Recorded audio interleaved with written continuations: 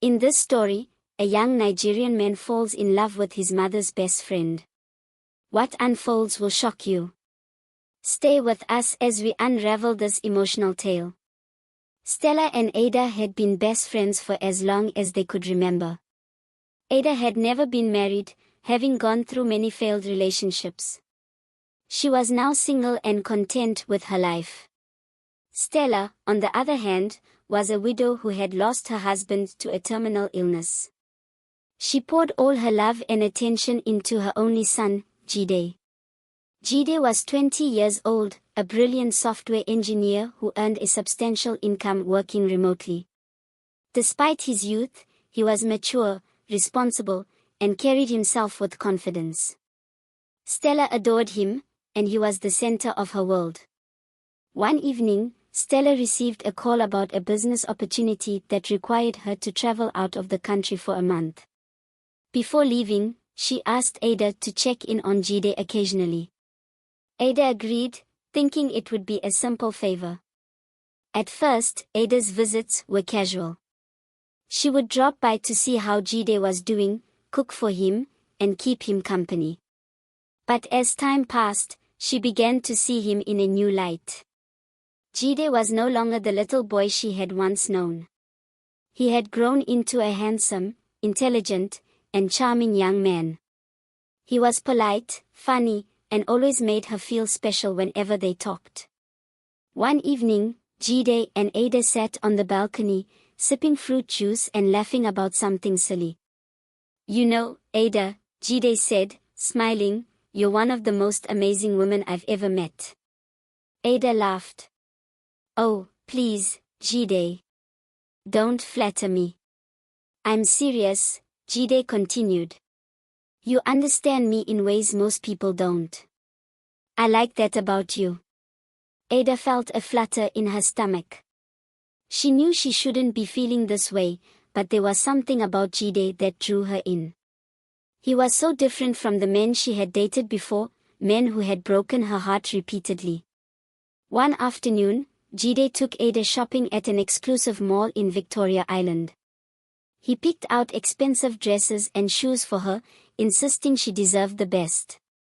"Jide, I can't let you spend all this money on me," Ada protested, holding a designer handbag he had just paid for. "Why not?" Jide grinned. "I have more than enough, and I want to make you happy." Ada looked at him, her heart pounding. No man had ever treated her with this much care before. She felt wanted, cherished. That night, Jide invited Ada to dinner at a fancy restaurant. "Ada," Jide said softly, playing with the rim of his wine glass, "what if my mom finds out about us?" Jide shrugged, looking into her eyes. "So what? There's nothing wrong with her knowing. Shouldn't we tell her?" Ada sighed. "I don't know, Jide. I've been friends with your mom my whole life. I just hope she supports us." Jide reached for her hand and squeezed it gently. "Ada, I care about you. I'm not just playing around. I really love you, and I don't care what anyone says." That night, Ada went home feeling conflicted. She sat alone on her couch, lost in thought. "How did I let myself fall for someone so much younger than me?" she whispered to herself. "He's just 20, and I'm 35. Look at the age gap. Or did he charm me?" But then a soft smile crept onto her lips. "But I really love him. He makes me feel special, and I love the way he makes me laugh." A few weeks later, Stella returned from her trip. Jide picked her up from the airport, driving her home in his sleek car. "How have you been?" Stella asked as they drove. "I've been fine, Mom. How was your trip?" "It was good. I closed some deals and got some rest." "I'm glad to be back," Stella replied. As they continued driving, Jide found himself smiling. Stella noticed immediately. "Why are you smiling like that?" she asked, raising an eyebrow. "Nothing, Mom," Jide answered quickly. The truth was, he was thinking about Ada, but he didn't know how to tell his mother. A few months later, Ada discovered she was pregnant. She and Jide had managed to keep their relationship a secret, but secrets never stay hidden forever. One evening, Stella decided to pay Jide a surprise visit at his apartment. She knocked on the door, and Jide rushed to open it. The moment he saw his mother standing there, he froze. "Mom, you never told me you were visiting," he said nervously. "Do I need to tell my own son before I visit him?" Stella asked, stepping inside. As soon as she entered, her eyes landed on Ada. Shock spread across her face. "Ada, what's going on here?" she asked, looking between the two of them. Ada took a deep breath, walked closer to Jide, and held his hand. "Stella, I think we have something to tell you," she said softly.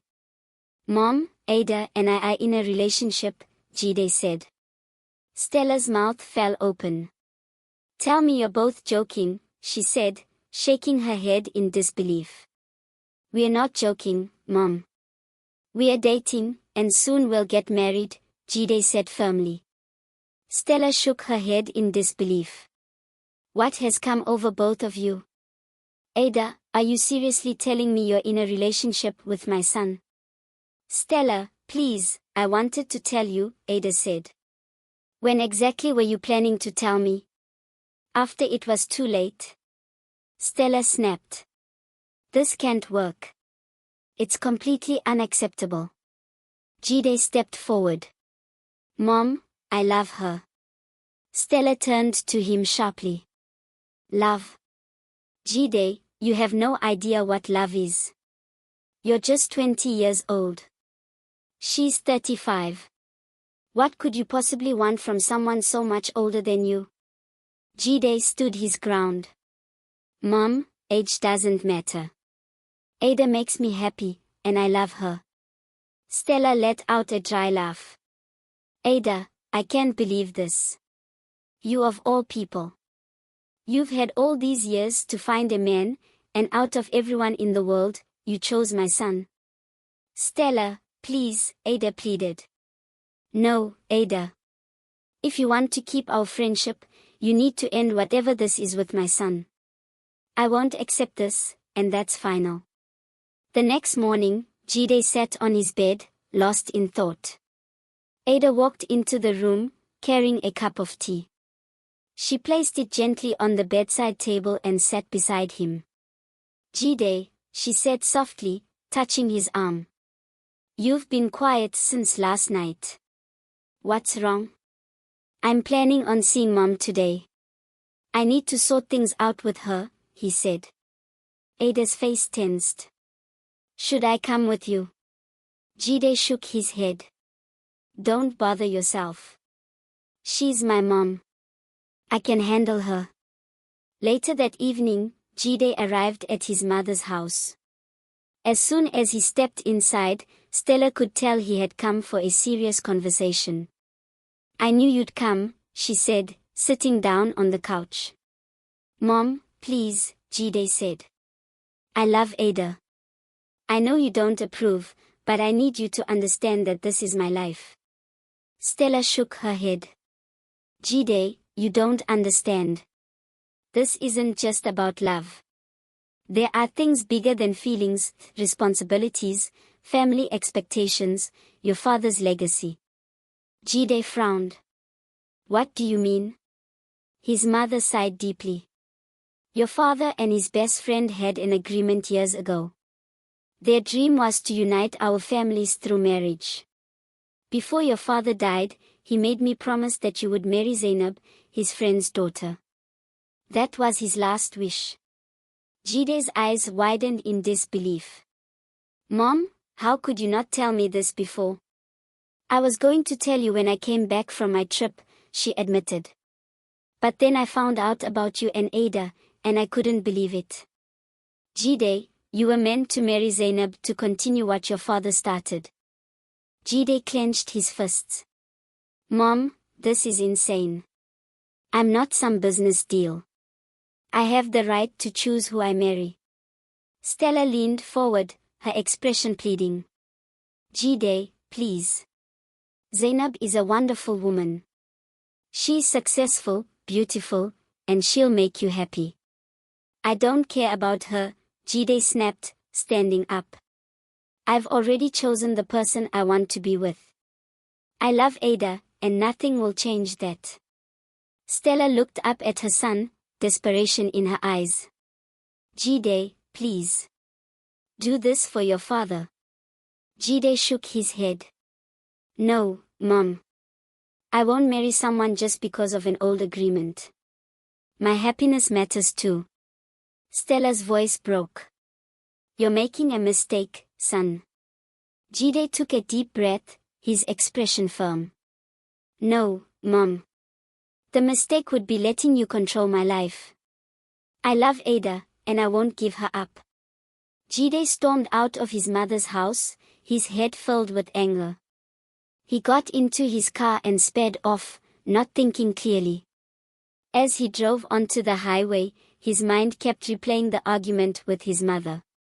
He was frustrated, upset, and barely paying attention to the road. Then, in an instant, everything changed. A truck's headlights appeared out of nowhere. Jide had no time to react. He crashed into the truck, and the impact was brutal. His car spun out of control, flipped, and landed upside down. By the time help arrived, it was too late. Jide was gone. The end. What did you learn from this story? Share your thoughts, and don't forget to like and subscribe for more emotional tales.